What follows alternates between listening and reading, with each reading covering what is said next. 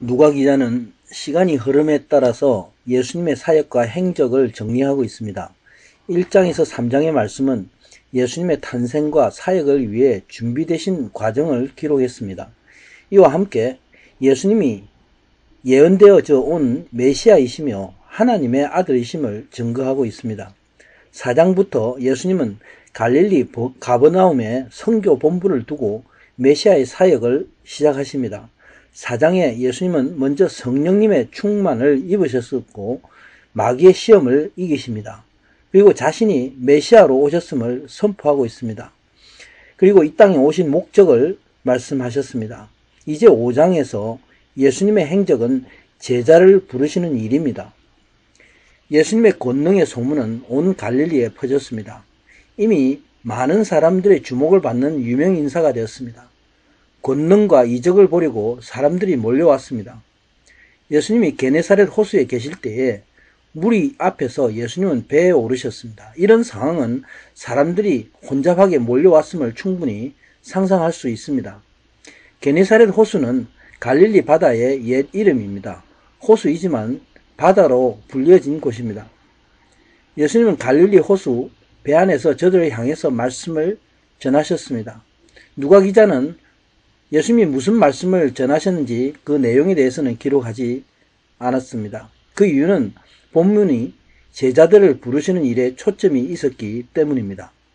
그때 어부인 시몬 베드로와 동업하는 야고보와 요한도 예수님과 함께 있었습니다. 이미 이들은 예수님을 알고 예수님과 함께 하였습니다.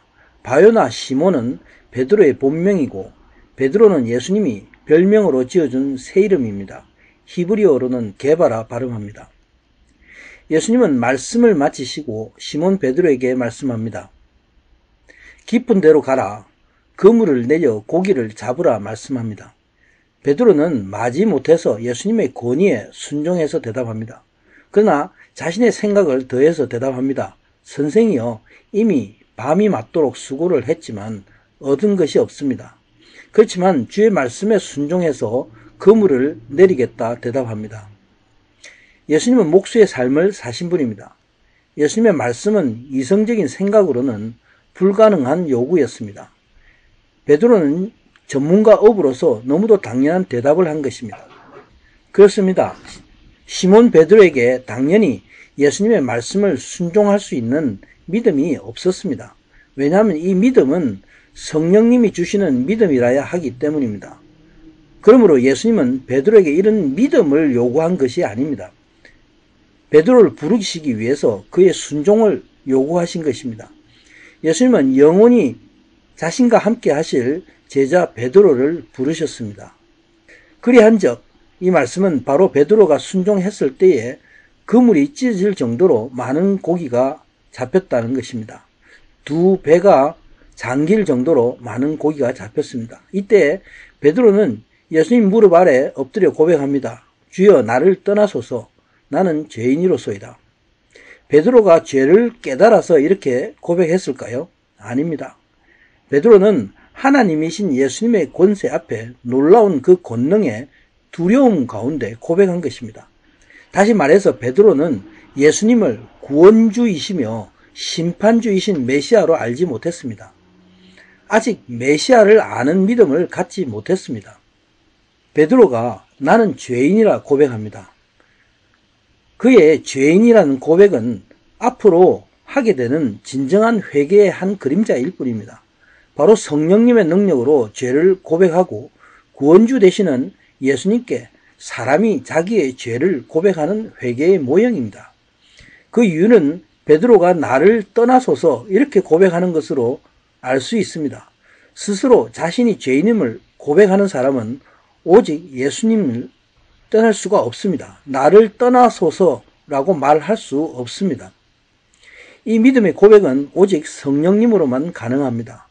우리가 베드로의 순종을 믿음으로 해석할 때에 세상적이고 인본주의적인 해석을 하는 것입니다.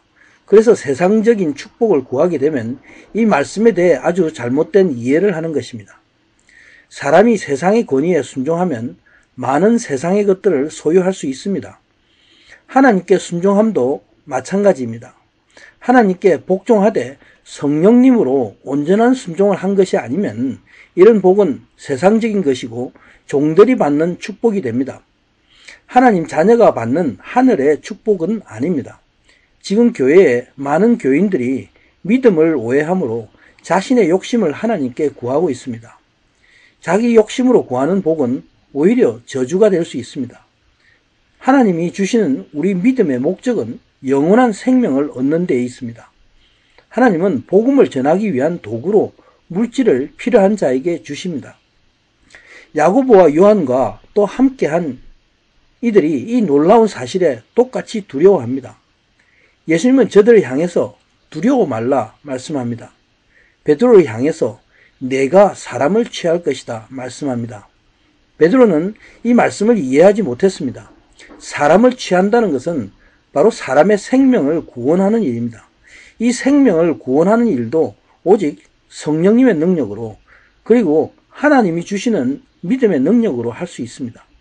베드로는 성령이 임하자 한 번의 설교에 3,000명이 회개하고 예수님께로 돌아왔습니다.